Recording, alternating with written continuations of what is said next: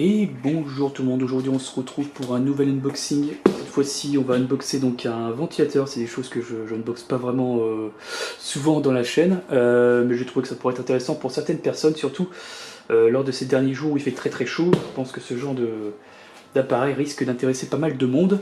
Donc je vous mets la référence, hein, vous aurez la référence du titre, enfin la référence du ventilateur dans le titre. Je vous mettrai un lien directement sur Amazon si vous voulez vous renseigner pour toutes les caractéristiques techniques que je ne vais pas énumérer. Donc je vais faire l'unboxing tout de suite et puis après je ferai on va dire un test du ventilateur et surtout mon ressenti, voir si c'est un bon ventilateur, s'il est efficace et aussi s'il est silencieux, parce que ce ventilateur là est réputé pour être l'un des ventilateurs les plus silencieux du marché, mis à part bien entendu vous savez les Dyson circulaires là sans pales, hormis cela, mais en tout cas en tant que ventilateur avec des pales c'est l'un des plus silencieux, donc intéressant de connaître ce détail. Donc c'est parti pour l'unboxing.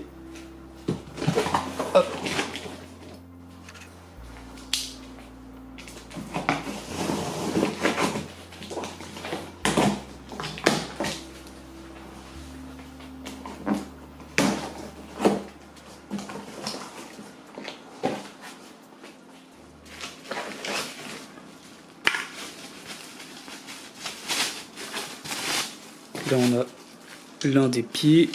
Je pense qu'au niveau du montage ça sera pas trop compliqué. De toute façon je vous expliquerai ça aussi. Enfin non, je peux vous expliquer mais je vous dirai si c'est compliqué ou pas.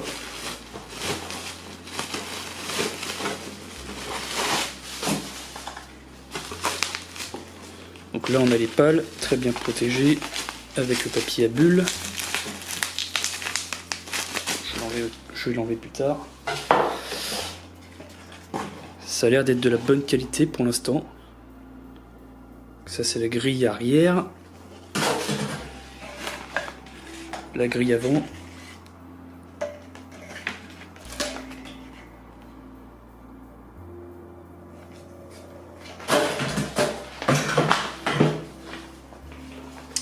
On a tout ce qui est documentation.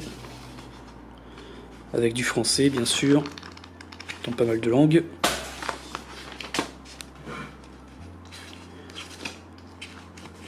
Des trucs de garantie, et là on a un guide avec plusieurs modèles de la gamme Rowenta. Moi j'ai pris celui-là avec le pied forcément. Ok, hop, on continue.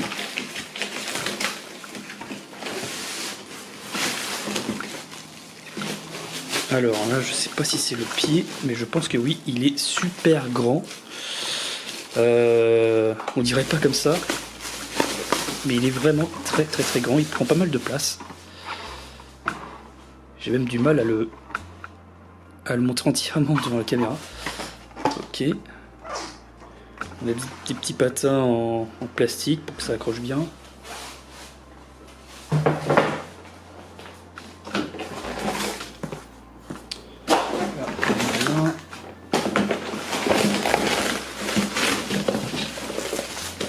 Voilà, on a, je pense, le moteur. Hop, là j'ai juste mis petit coup de couteau pour enlever le scotch, ça soit plus simple pour moi. Voilà. Assez classique. Avec un bouton d'oscillation on-off, forcément. Ça s'articule sur cet angle-là, et forcément aussi ça tourne.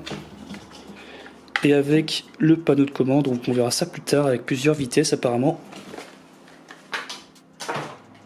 Et voilà donc tout l'ensemble ici. Donc apparemment à première vue pas de visserie, donc ça a l'air d'être assez simple au niveau du montage. De toute façon tout est bien expliqué dans la notice, donc là-dessus il n'y a pas de souci.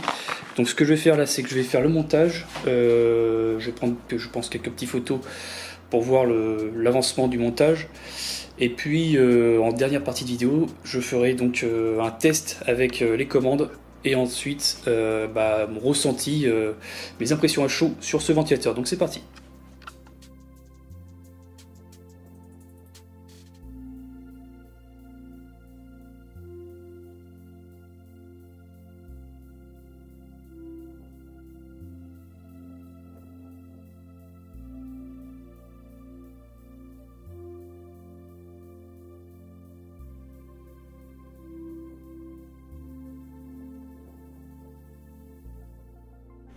Et voilà, appareil monté, autant vous dire que j'ai mis entre 5 et 10 minutes. Je n'ai même pas lu la notice tellement que c'était instinctif. Donc aucune visserie sauf ici. Il y avait déjà une petite vis ici de fixer. Donc là, faut juste resserrer avec un cruciforme. Et vous avez en fait des griffes derrière. En fait, c'est juste pour maintenir la cage faciale, pour qu'elle soit bien fixée et qu'elle soit bien accrochée avec la cage arrière. Donc c'est juste par rapport à ça, autrement donc c'est extrêmement simple à monter. Vous pouvez régler forcément la hauteur ici, hein, ça je l'ai fait en début, il y a un truc qui se resserre ou qui se desserre ici en fonction de la hauteur que vous voulez mettre, donc vous pouvez gagner quand même je pense quelques dizaines de centimètres ou le baisser si jamais c'est trop grand. Le pied très très robuste, le poids de l'appareil il est quand même assez lourd, donc il n'y a pas de souci pour le déplacer dans une seule et même pièce. Par contre si vous voulez le déplacer de 2 étages et que vous faites ça toute la journée, forcément ça risque d'être un peu compliqué. Le seul point négatif pour l'instant que j'ai trouvé, c'est le câble, la taille du câble, oui, c'est la longueur du câble, pardon, qui est très très très court, je trouve. Ça fait pas plus d'1,5 mètre. Donc vous voyez là, je l'ai fixé sur mon truc, vous voyez que ça, il n'y a pas beaucoup de jeu entre l'appareil et ma prise. Donc du coup, au niveau de la manœuvre, c'est un peu plus compliqué pour pouvoir le déplacer. Bref, après on passe aux fonctions d'appareil. Donc on a 2 voyants ici, donc c'est pas des boutons tactiles ou quoi, c'est juste des voyants ici. On a juste en fait ça à piloter. Donc vitesse 0, donc là c'est coupé. Vitesse 1, vitesse 2. Quand vous passez après en turbo boost, c'est la vitesse 3, donc c'est la vitesse maximum. Donc là, autant vous dire qu'il envoie du steak. Et Silent Night, c'est le mode nuit, et là on l'entend quasiment pas. Là il est en mode Silent Night. Et je vais mettre la main devant. Franchement, il souffle quand même pas mal. Regardez, je suis à 2 mètres de l'appareil. Là, je pense que vous entendez quand même le souffle. L'oscillation, donc forcément directement actif. Si vous voulez enlever l'oscillation, hop, il suffit juste de tirer là, pardon, et l'appareil ne tourne plus, il reste statique. Donc très bon produit hein, pour 80 €, je trouve. En tout cas, il est très très très efficace. Et si vous aimez pas beaucoup de bruit, je pense que franchement c'est très très très très compliqué de faire en dessous avec le mode night. Donc voilà, bref, je vous remercie d'avoir regardé la vidéo. Si vous avez des questions, n'hésitez pas, j'essaierai d'y répondre. Et moi je vous dis à la prochaine pour une nouvelle vidéo. Salutations.